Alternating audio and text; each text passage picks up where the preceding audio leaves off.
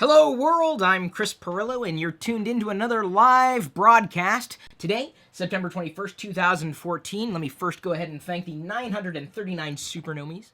It's these people who help make these broadcasts that I do possible, even making it possible for me to do other things, like we're almost at 100 exclusive videos to the Supernomies. Now, all of you, if you're watching, you're my nomies. Whether you want to be or not, you're a nomie, because you know me. My nomies. Yesterday I did a live broadcast of the unboxing of the iPhone 6, my pseudo iPhone 6. Oh, I guess pseudo my, not pseudo. This isn't really mine. It's going to be Diana's. I did not want the gold version, but in order to get my hands on one ASAP, I had to get the gold version because gold is best. Yes, gold is best. I'm not going to go into that again. You can watch that if you want. It was about a half hour long yesterday. Now, I've spent about a day with the iPhone 6, and what is about to unfold in this particular live broadcast are my thoughts as I experienced them throughout the day. My initial use of the iPhone 6 was largely in a single-handed mode because I was holding on to our daughter Jedi. She is not in the room right now. My mother-in-law is taking care of her as Diana's doing other things. On this Sunday, broadcasting for you and doing this on a weekend when most people, you can relax. Sit back, grab a nice cup of your favorite beverage and favorite snack and just have fun out there, okay? Thanks again for liking the things that we do for you. If you do like the things we do. If you don't, just, well. I love live broadcasts. I really do. It's like hanging out with you virtually. So, here I have the iPhone 6. The thoughts that I have are going to be scrambled, and that's about it. I've got a black leather. This is the iPhone 6 case from Apple. On the iPhone 6, doesn't add that much girth to the iPhone, and I found it much easier to grasp and hold on to without too much fear of slipping compared to not having the case on the iPhone. So it would be something I would recommend. Some people like a naked iPhone. It really comes down to your prerogative. I also appreciate having the case on the iPhone 6 and the 6 Plus, even though I don't have experience with the 6 Plus, primarily because it won't rock back and forth with the protruding lens of the camera back there. So, everything that I've experienced for the most part with the iPhone 6 was done in that context. Of course, I'm running the latest iOS. In fact, some of the feedback I have in this initial impressions of the iPhone 6 will be in relation to iOS 8, and here's why. I understand they're two different things. You've got iOS 8, that's software, and you've got the iPhone 6, that's hardware. Apple's the company. Apple controls both iOS 8 and the iPhone 6, and part of the iPhone 6 experience is its operating system, is the software. So they are indelibly intertwined, and yes, you are going to hear some iOS bashing going on here today. And if you don't like that, well, I'm sorry you can't handle the truth. My truth, because truth is relative. Diving into a list of questions before I start going with my initial impressions. Christian Magdaleno, one of our supernomies, asks, please tell us how the battery is. I heard the battery died quicker than the 5S. If that's the case, I'll stick with my 5S. Thanks, Chris. So my experience with the battery is pretty much in line with what other people are saying. I'm not that. If I was impressed with the iPhone 6, it wasn't because of the battery. I found the battery to be the battery life to be just as good or just as bad as the iPhone 5S. And mind you, I'm moving from an iPhone 5S to the 6. So yeah, if you were looking specifically for battery life, you'd probably be making a side grade, potentially even a downgrade, going from iOS 8 on the 5S to iOS 8 on the 6. You can't get iOS 7 on the 6, to my knowledge. And part of that could be because the hardware's kind of improved, but the software is yet to be optimized for battery life. That would be my hope. It's not exactly a conspiracy theory, but if I were to peg it on something, that would be it, because I had pretty big issues with iOS 8 on the 5S, and I'm very, very, very sad to report that most of those issues are still present in the iPhone 6 with iOS 8. One of those is a problem that I've had with the Mail application.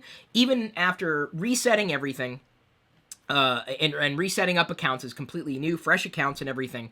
I still have problems. I think iOS 8 has got a major issue with the mail application, specifically with push notification settings. So for now, I've had to toggle my mail settings to be manual rather than push, which diminishes a fair value, or a fair amount of value, especially when you are mobile with your phone. But it could potentially save a lot of battery life, given that there's some major issues, and I think they are both hardware and software related, because the issues weren't as dramatic in terms of speed efficiency on on the iPhone 6 compared to the 5S. Meaning, when I try to pull up a mail message on the 5S, it took a while, and it just keeps spinning and spinning and spinning and loading. I'm like, really? Like 30 seconds to a minute. It was substantially faster, yet still taking time to load a message that should have already been there on the iPhone 6. So I believe that's an iOS 8 bug, a pretty massive bug given how many people use the email application on iOS. If you use the Gmail app, you're probably not hit by this bug because you're not using the mail application. Me, however, I use the mail app. And I'm not the only one who's been hit by the bug, and I've done just about everything possible and have found the issue on both the iPhone 5S and the 6. I do believe that has contributed to a massive decrease in battery life and optimization and efficiency on the iPhone 6. So do not upgrade. In my experience, do not upgrade from the 5S to the 6 on battery life alone. Now, there would be a dramatic difference in battery life between the 5S and the 6 Plus. 6 Plus has got a bigger battery. It's got longer battery life. It's not faster, the 6 Plus over the 6, but the battery life, if you were looking for that, you might want to go that direction. So let me go ahead and dive into trust me, I've got like a list. It might be heavier. It feels like it might be slightly heavier than the 5S. Not dramatically so, though. The camera on the 6, this camera on the iPhone 6, still feels like it needs optical image stabilization like what it would be on the 6 Plus. I was whelmed. I wasn't overwhelmed. I wasn't really underwhelmed. Disappointed isn't exactly a word I would use. I understand that focus pixels should work much better on the 6 compared to the 5S, which doesn't have focus pixels. But I still have issues with indoor photography on the 6 as much as I did with earlier versions of the phone. And I'll specifically go back to the 5S in comparison. I did post at least one comparison sample image here in my workshop. I took a picture of the shelves that are sitting across from me. I posted that to one of my social profiles and then shared the link everywhere else. So you can take a look side by side. I have noticed, and I have to remember to get to something in a second because I don't know if I wrote this down, but I had noticed that there's still a fair amount of noise in low-light situations with the 6 compared to the 5S. Details are a bit sharper on the 6 compared to the 5S. However, when I was trying to do side-by-side comparisons or 5S, 6 photo comparisons, it was tricky. And here's why. Because I can't read metadata outright on iOS. And what happens now with PhotoStream, which I have turned on, an image taken with one device shows up on the other device almost instantaneously. So I wasn't sure, well, wait a minute, which one was the 6 and the 5S? So I'd have to snap the shot and then immediately email it to me just to get around that. It's a very useful thing to have it automatically sync back and forth. And I do like that feature, and I don't think I'd toggle that off. But it made it a bit more challenging when you were taking the same shot with two different devices. It was kind of funny. So it seems that outright, and I experimented with low light with the 5S and the 6 without looking at the PhotoStream crossovers, and it seems that it was half and half. Like, I had mixed results. Like, sometimes I found that the low light images on the 5S were better and clearer, less muddy than the images on the 6. So, whereas some people don't want a lot of noise in their low light photos, in which case they're probably not taking photos with their smartphone. Some people prefer more of the milkier effects, less noise, less grain. Other people prefer more grain. I prefer sharper detail than I would, a smoother image. That's me. That's my eye. That's how I feel about a digital image, certainly one that was taken in low light. So I found it was kind of a mixed bag between the camera on the 6 or the 5S. If given the choice, I'd probably go with the 6, if only for the focus pixels option. But again, found that myself taking 17 images just to get the one that I wanted, that was clear, that was crisp.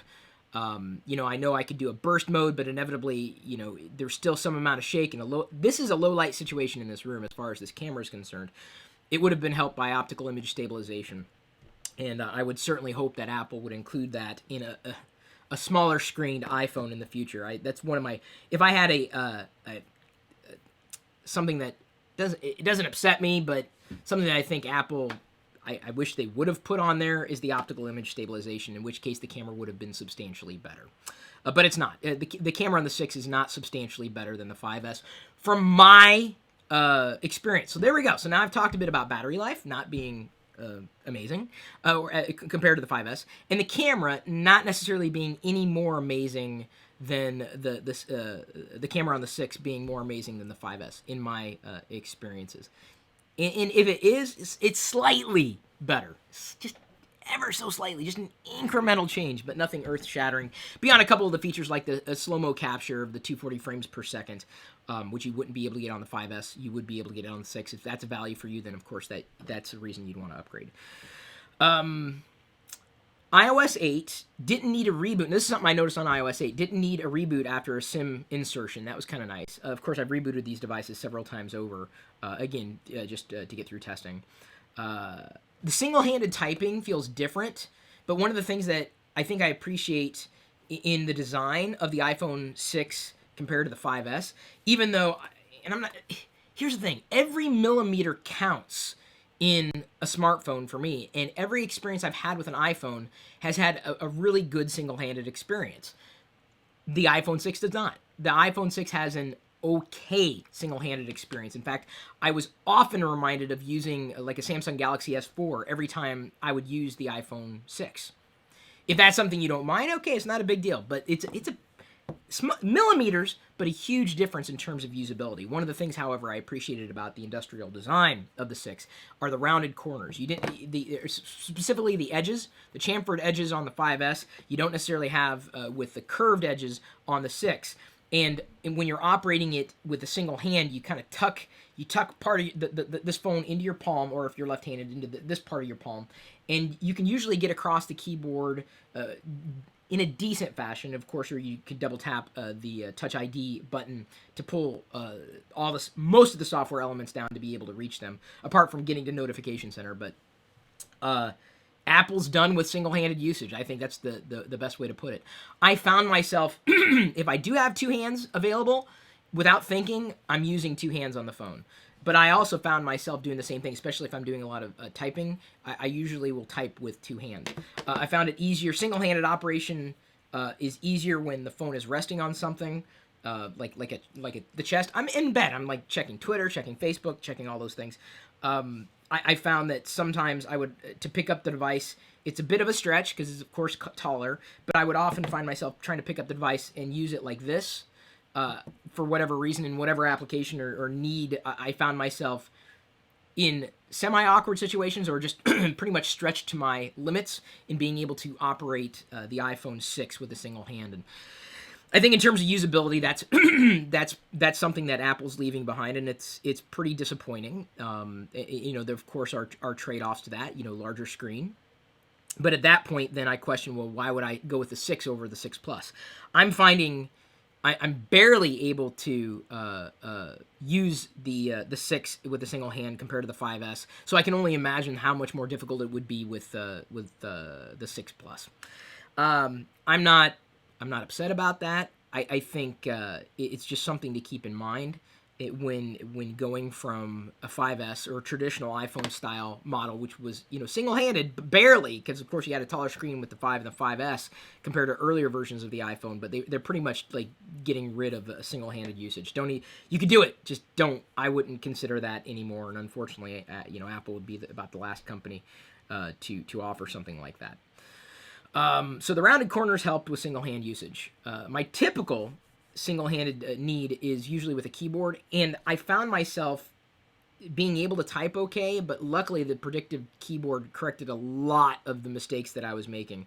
it's a bit of a stretch to use it with a single hand. Like I said, it's just there's something that I don't want to let go of, and I understand that the trade-offs are there: bigger screen, bigger battery. Not necessarily a better battery, at least as far as my usage is concerned, but you know, it speaks to the general usability, I think, of the device. Now here's the thing. Yes, empirically speaking, and Geekbench has pretty much said this outright. I think that I can't perceive the speed boost outright. It is faster, marginally faster. If you were expecting a faster iPhone, like a dramatically faster iPhone, this isn't necessarily going to be a huge leap for you, going from a 5S to a 6 or a 6 Plus. Mind you, a 6 Plus specs out at about, like in terms of processor and speed, at least according to Geekbench, and certainly according to the documentation that we know from Apple, it's pretty much got the same, it's running just as fast. In fact, the 6 Plus has to do more than the 6 does, and they're running about the same speed.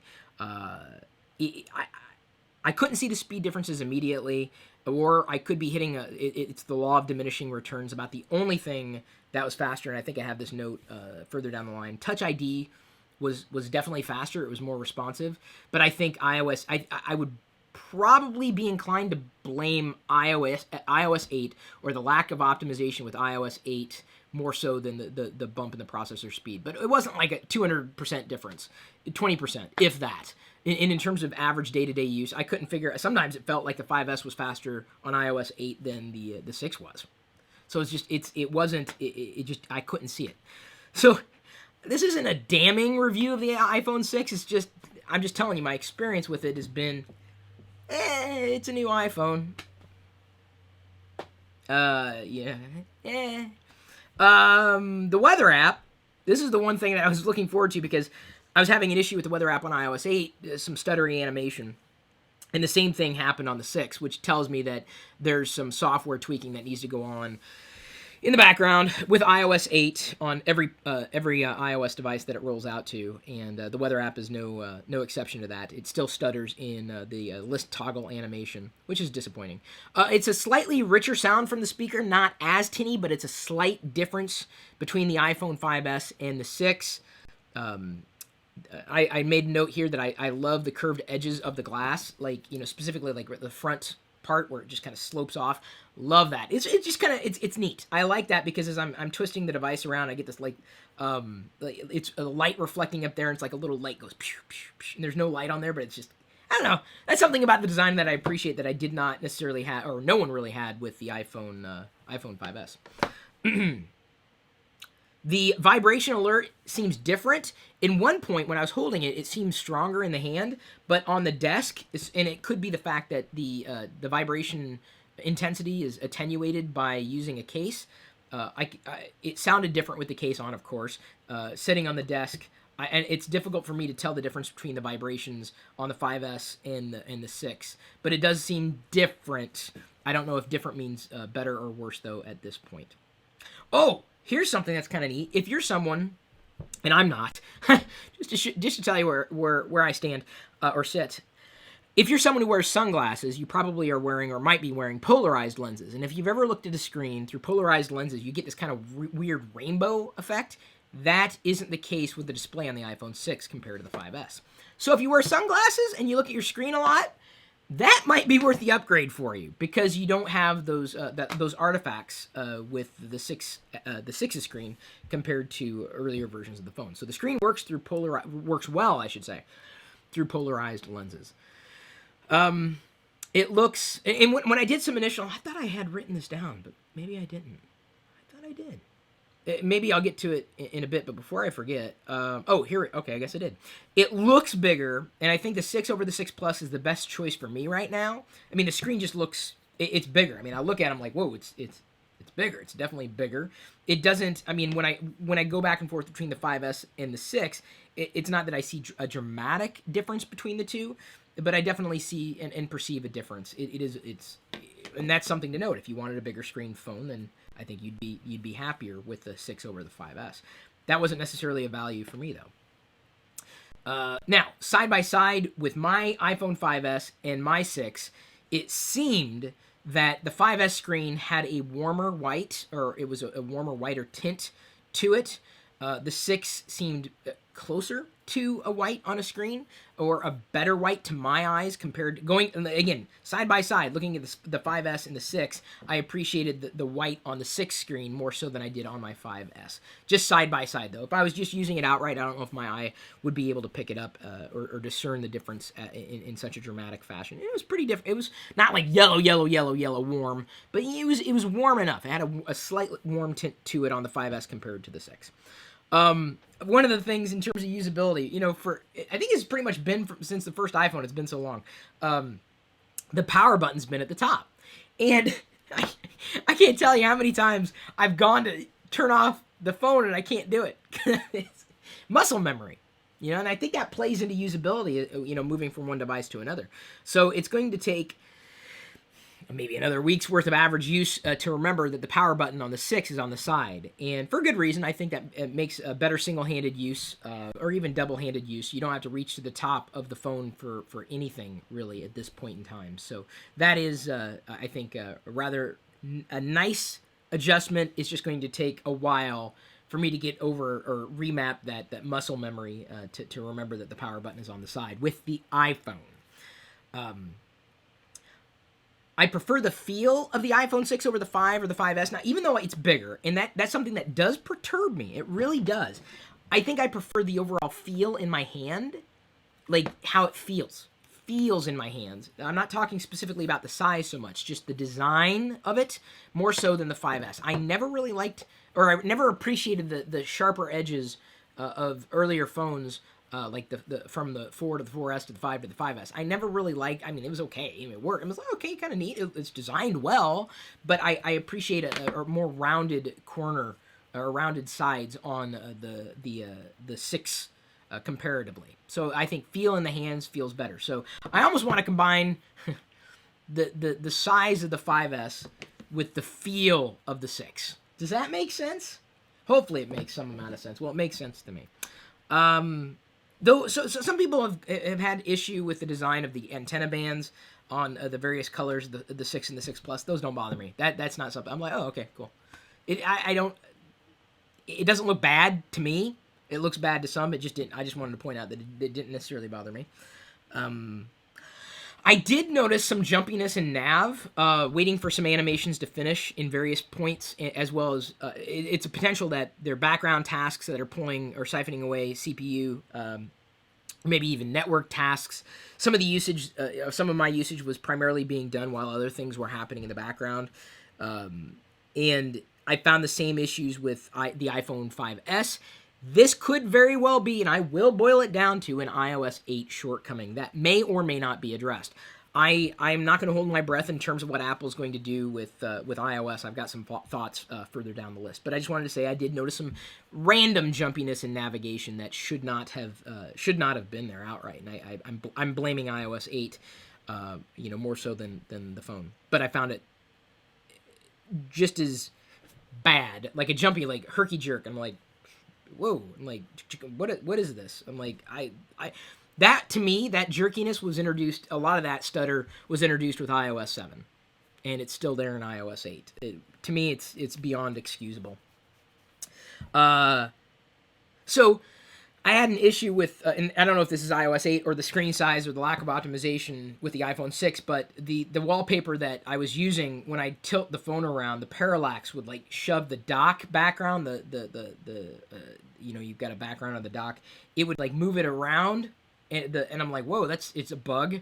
So I don't know if iOS 8 is not yet optimized for the iPhone 6, but I found that was just like, what the hell is that?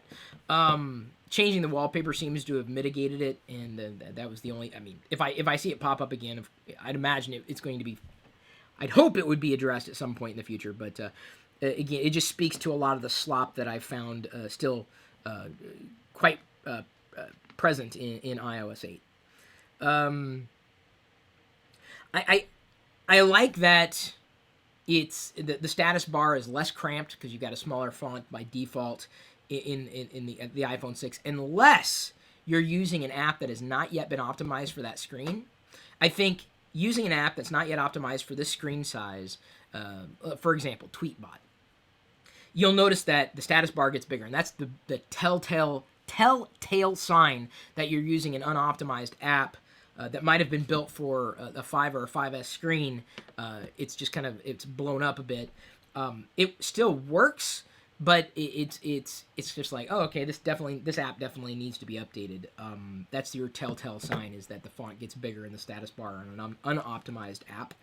But I appreciate having more room up there, and wish I could toggle more things in the status bar, but it's not a deal breaker for me. Let's see here. Oh, Wi-Fi speed. So I haven't done any direct speed tests between the two yet, but I can tell you just by gut, connected to Wi-Fi, I find that the support for and I've got the latest, wireless, at least ratified specs for the wireless network here in the house. Things that load on Wi-Fi seem to load quicker on the 6 compared to the 5S. It's got better support for I guess today's standards. What are we up to now? AC. Is that the latest AC? It's faster. It feels faster. Things download faster. Things transfer faster. It's definitely, I can feel the difference in terms of Wi-Fi speeds on the 6 compared to the 5S, which is very valuable. I talked about that. So here's where I probably go too deep into iOS 8 or iOS in general, but I was often reminded in using iOS 8 on the 6 of just how sloppy iOS has become. And I take my lumps, and some people don't see it. They just don't see it, and I can't tell you to see it. If you don't see it, it's still there. And if you don't see it, hey, great, that's awesome. I'm so happy for you. I see it. For example, like one of those badges on a folder or an app. If you're looking at a badge count like of 6 or 1 or any number, if it's at the top of the of your icons on the home screen, it overlaps with the battery, and I'm like, what the hell is going on here? It's sloppy. It's so sloppy. And anyway, one example. I'll get into a couple of others, but I wrote this down. I'm just reminded of how sloppy iOS still is after iOS 7. Slop. And I did attribute a lot of bizarre app UI behaviors as likely being leftovers from iOS 7 slop, like home screen icons. Even now, I understand how Apple accommodated the home screen icons on the 6 and the 6 Plus, but they just seem unevenly distributed on iOS 8 on an iPhone 6. Like there's unevenly distributed.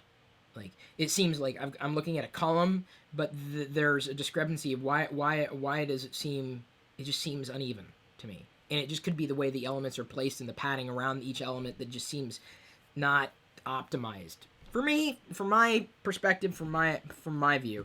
I don't know. And I've tried turning off the parallax effects. I turn them back on. It still seems that I'm not a huge fan.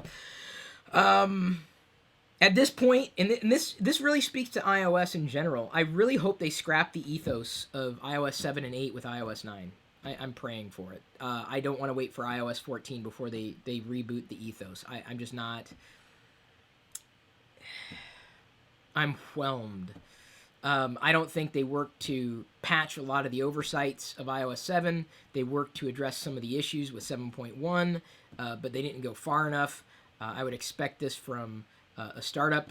I don't expect this from Apple. And I think that while their hardware design seems to be taking leaps forward, their software design leaves a lot to be desired. I'm happy with a lot of the features of iOS 8, more so than the features of iOS 7. But I think the sum is greater than the whole of its part, or the whole is greater than the sum of its parts. And on the whole, it just seems that iOS 8 is equally as unoptimized as iOS 7 was, or at iOS 7.1. Not just random bugs that crop up, that happens. I'm talking specifically about UI slop. And I said this about iOS 7. I didn't think it was going to happen with 8, but it needs to be rebooted. They need to find a designer who actually knows what the hell they're doing, because iOS 8 is just, I think it's a mess. I noticed in the camera use this happened this morning. See if I still have the photo because I may have deleted it. Because they're managing photos differently. Yeah, I may have modified it, but yeah, in order to, I should have kept it. Sorry, guys. Oh wait, hang on. I'll go to recently deleted. I win. I do love that feature of iOS 8. It's really nice. You get in iOS 8, you get the recently deleted. So see, there you go. Listen, I told you I don't mind the features of iOS 8. It's just, sometimes it's just quirky. So I'm going to point out an artifact, and I don't know if this would have been apparent in iOS 7. I'm sorry. Let me try to dim the screen size here. Screen size. Did I just say dim the screen size? Dim the screen brightness so you can better see what I'm talking about. I took a picture of Jedi on Diana's chest. She was sleeping this morning. And there's the window, bright window in the background with the sun. You can see down here this reflection. This is like a flare of sorts, or basically the way the camera was pointed, the way that it was cut off at the top. You get this little effect down here. Let me see if I can zoom in. See those little blocks there? That's actually the window being reflected. This is just straight on. The image in to my eyes is a little. It's how would you say, like, it's not overexposed. That's the wrong word for it, but you can definitely see that background light is taking away from the foreground. Like it's God, what's the word I'm looking for? Sorry. Either way, that was like, whoa, what is up with that? I did not have the 5S on me to take a comparison shot, but that was something that it just seemed that it was very something to keep in mind when you're taking photos with a light source like this. It may be something that's inherent in digital photography in general. I just don't have that much experience with it. It was just kind of shocking. I can't take that photo again. This, by the way, is an HDR shot. It was an HDR shot, not just a shot outright. So I try to minimize a lot of those artifacts if I could, but that was an HDR shot, and I still couldn't correct it. Or it wasn't corrected outright by the lens. That could be an issue with the camera on the 6. It could be an issue, or the lens on the 6 could be an issue with the lenses in general or usage in general, as was discussed. The purple, remember the purple lens flare? What was that with? The 5? The 4? I can't remember which one it was, but a lot of expert photographers, of which I am not, had said, yeah, this happens a lot with digital photography. The way to correct it is don't do this. So it was less of an issue. So I just something that I wasn't expecting, like, oh, that's kind of sloppy. Disappointing. Just an experience. So another way of telling you're playing with an unoptimized app is in scrolling on a screen. Now, I saw this in Tweetbot. I'd scroll really slowly, and a horizontal rule, just like a single pixel, what should have been a single pixel, as you're scrolling up, it like seems to fade in and out, like that kind of effect. Because it's being stretched, and that's the way it's being handled on iOS 8 on iPhone 6, and an unoptimized app, one that was built for this screen resolution, not necessarily for screen resolution, a higher screen resolution. So I can only imagine how not wonderful unoptimized apps look on a larger screen with a higher resolution, aka, or what would be, or I should say, e.g. the iPhone 6 Plus compared to the iPhone 6. It was a little annoying. But what can you do? You just got to wait for a phone app to be optimized, if it ever is. I'm now reaching the point where it's, and I get to this, I guess, I'll lead into it after this particular note. Muscle memory is tricky with default old and new keyboards being slightly different sizes. Very, very difficult. So I'm in messages. I'm typing something to Diana. Blah, blah, blah, blah, blah. Then I jump into Tweetbot and I go to tweet something. Well, the keyboard in Tweetbot is calling the old version of the keyboard in terms of a layout being stretched on a different screen size compared to the now native keyboard in iOS 8, specifically on an iPhone 6, or what could be an iPhone 6 Plus. And your muscle memory gets thrown off.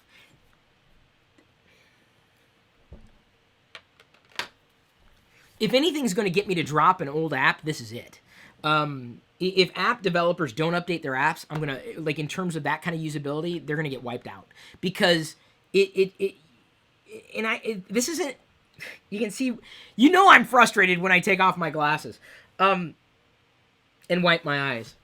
It's not fragmentation, but it's an issue that isn't really spoken about. I still have apps on here that haven't been updated in years, and I can't replace them. because I need them for a certain something, like an app for paying for parking locally in Seattle. I'd rather use an app and do the payment more securely than sliding a one of my classic credit cards. So the challenge with that is it's the old keyboard. So the app looks different outright, and then the keyboard feels different. So if you're using the same device and you jump from one app to another that you use on a regular basis, and the layout's different, but the usability should be the same, your mind, believe it or not, you can't keep up.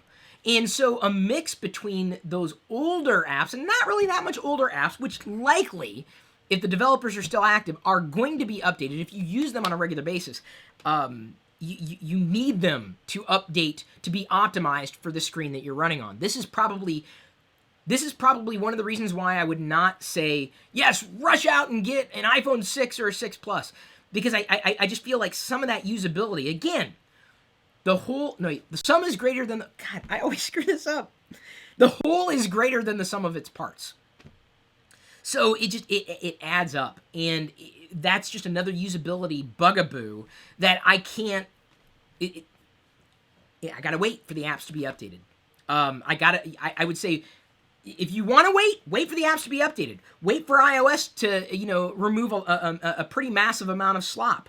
Wait for and when I say mass, okay, I'm not, here's the thing. I love what Apple does. I love its ethos. I love the features. But how many times have I said it's not the features, it's the implementation? I've had to turn a blind eye to so many UI and UX, two different things, UI and UX hiccups, that I look now. Okay, I mentioned that it feels kind of like a Samsung Galaxy S4. I'm looking forward to the release of Android L. I'll just put it to you this way. Does that mean, I'm going to switch out right? No, because it's deeper than that. I haven't felt that much pain with the experience of iOS yet. But it's not just getting long in the tooth. It's that they're cutting corners. Oh, and speaking of, you're going to love this bug, and you'll be able to see it too, because I tweeted it out earlier as just one of possibly hundreds of examples of sloppiness that I found in iOS 8 and certainly holdovers from iOS 7. They're cutting corners on usability and design with the software in a time where it feels like they can't be doing that. The thing that makes Apple, they're slipping on. I mean, I understand they're doing well, and it works, and it's a good phone, but it's not a great phone. It's not a great experience. It just isn't. It's a good experience, if that. Here's what if you can't see this, because I tweeted it earlier, and some people are mad at me because I pointed it out. Now they can't unsee it. You just can't unsee this. And it's annoying the hell out of me. But it just tells me, like, what the hell are they smoking? They're down in Cupertino. I don't know. I just don't know. I'm like, they need to hire a new crew of bug reporters, like quality assurance experts, because they don't have them. Apple doesn't have them right now. Because otherwise this never would have slipped through.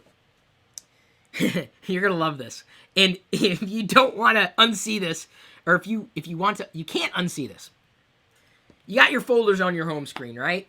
I don't mind how, a small folder with 9 icons visible goes to a big folder with 9 icons visible. But as that small folder expands to the same folder, just larger, watch each one of those rounded corners. Go ahead, shrink it, and then open it, do it again, and watch what happens as that animation finishes of getting wider, that folder icon getting larger. Watch what happens to those corners. You can't unsee it. Effectively, what happens is you tap the icon, the same icon gets bigger, and this is an iOS 8 thing. It's not an iPhone 6 thing, because the same thing was happening when I went back and looked at my 5S. I didn't notice it on my 5S, but now that I got a bigger screen, oh yeah, you could bet I noticed this thing. So I can only imagine how bad it is on the 6 Plus. The corners change. Like, the same icon, it gets bigger, and then the corners shift.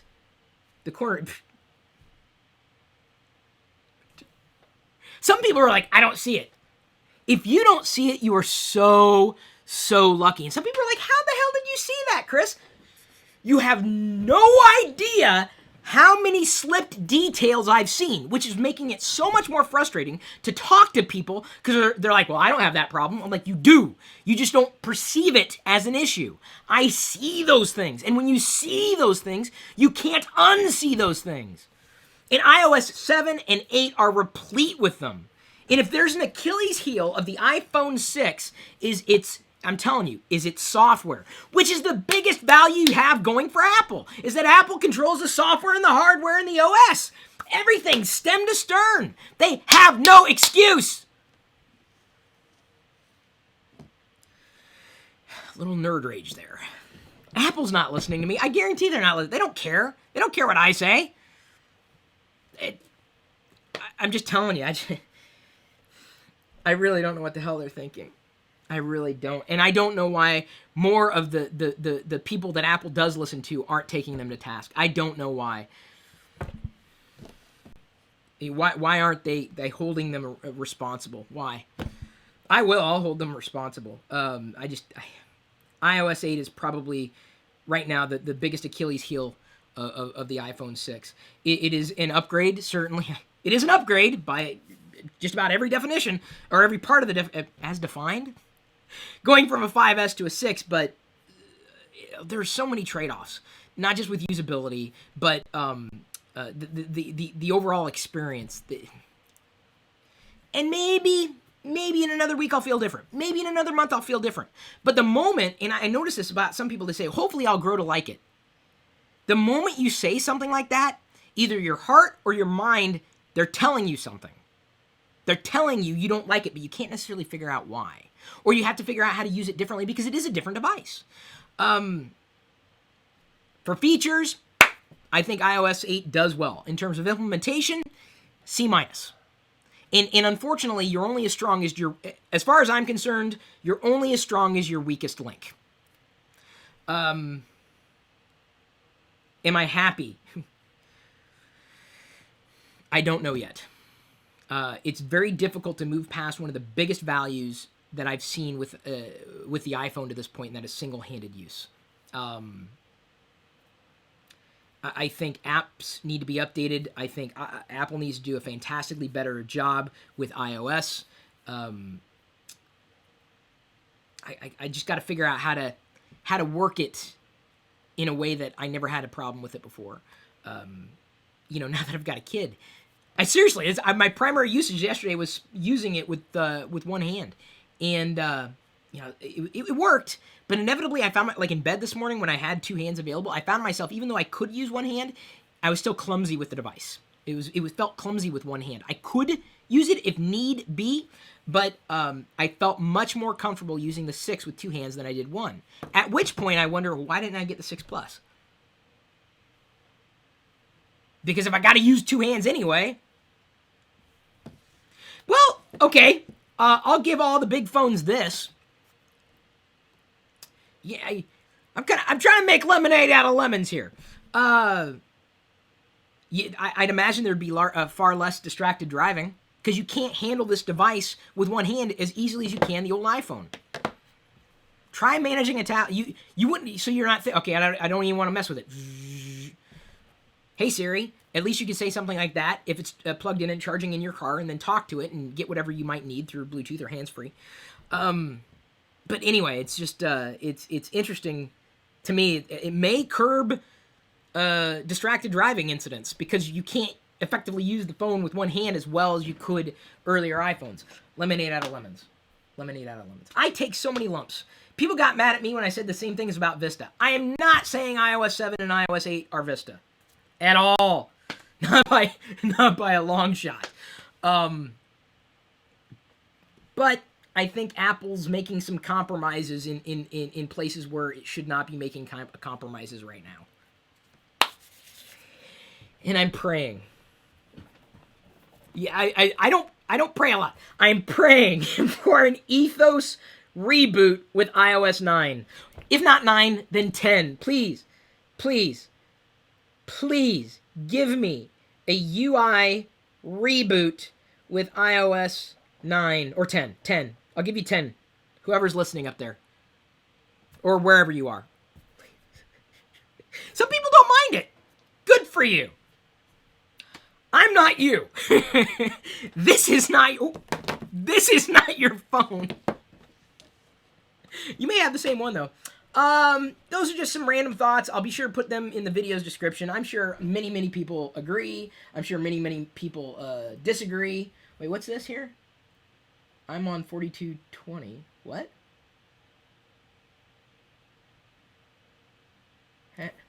What?